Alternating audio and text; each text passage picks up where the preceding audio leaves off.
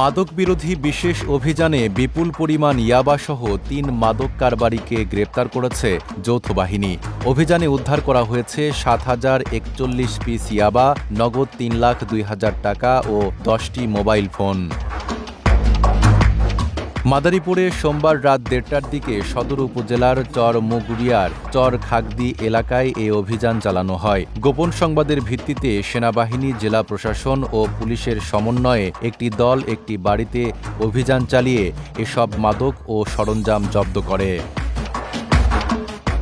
আটককৃতরা হলেন মাদারীপুর পৌরসভার ৮ নং ওয়ার্ড চর মুগরিয়ার চর খাগদি এলাকার মৃত মোশাররফ তালুকদারের ছেলে মোহাম্মদ আক্তার তালুকদার, একই এলাকার মৃত মোদারেস খানের ছেলে মোহাম্মদ সোহাগ খান ও মৃত মান্নান ব্যাপারীর ছেলে মোহাম্মদ ইমন ব্যাপারী।